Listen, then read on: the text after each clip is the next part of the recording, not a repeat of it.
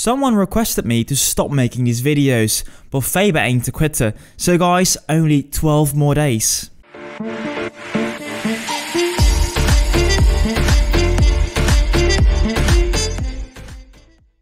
Ladies and gentlemen, I'm your host Faber as always, and today we're going to talk about a topic on Reddit. Mr. The Winged One created this discussion thread about player numbers and server queues, and I think it's pretty interesting to talk about, so without any further ado, you will be able to find a link to this discussion thread in the description down below, but let's read through it together. I have taken some time to do some math. It should give a decent estimate on how much players need to at least play Planetside Arena to fill the servers and don't have obnoxious long queues.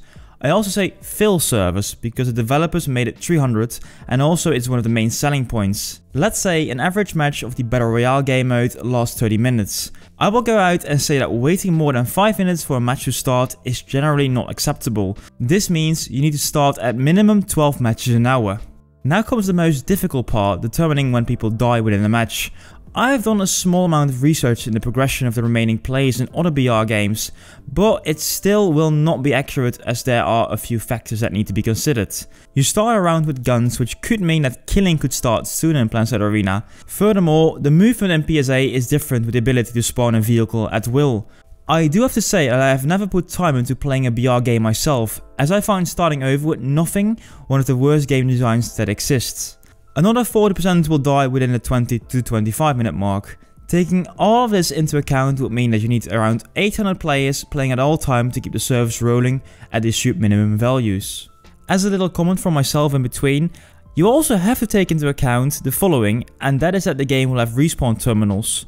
I do not know when the respawn terminals are disabled, but what you could do in theory, if one of your teammates survives, you can just respawn, so that doesn't mean going back to the lobby again. Thanks to this mechanic, I actually think the 800 minimum players is on the low side of things, and I think 1000 players is a better value to start 12 matches an hour. Let's continue with the story though. This may not be an extreme amount, but this is by far not the end. First, there are going to be 3 BR game modes. This already triples the minimum amount. And again, little comment from me. When we're going to start on the 19th, there will only be 2 game modes available. Squad Battle Royale and Team Battle Royale, so 12-man squads or 3-man squads or teams. These will not stay as the only game modes, with more being added before the official launch. I'm not going to touch into the Thunderdome and outfit versus outfit wars, as I don't know much about the details, so I will not calculate these into the total amount. Then there's a big boy Massive Clash, which can support up to 1000 players. This mode probably doesn't need to be full for the most fun. This brings the total to 3100 minimum players.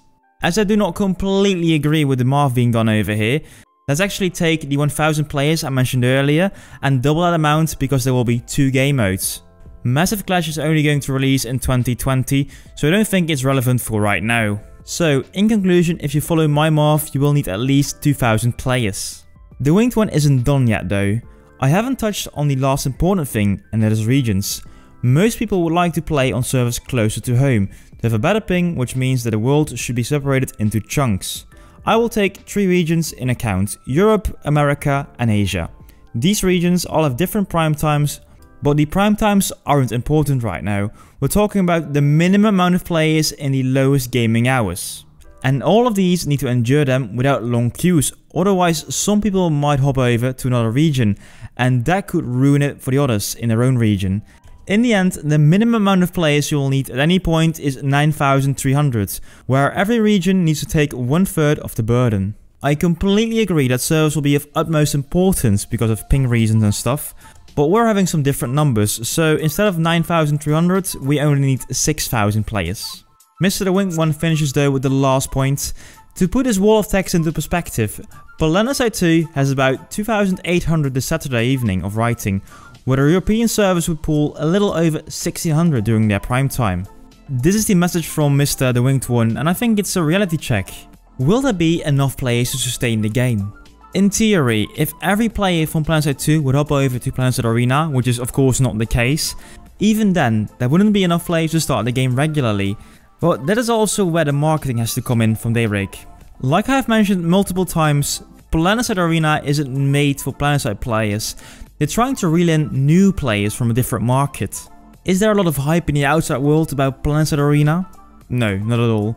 I'm probably the only one still being somewhat hyped. However though, having said that, that doesn't mean the hype can't be created. Apex Legends was born within one day and it grew out of proportions. I'm not saying the same will happen to Planetside Arena. If I'm being realistic, I still think it's gonna be some sort of niche game, but I also keep the possibilities open. Anyways, ladies and gentlemen, I have to thank Mr. Winged One for creating this little story, and I think it's always interesting to talk about these things. Also, do check him out on his Twitch, link will be in the description down below. Having said that, I'm Faber1, and I'll see you soon with some more content.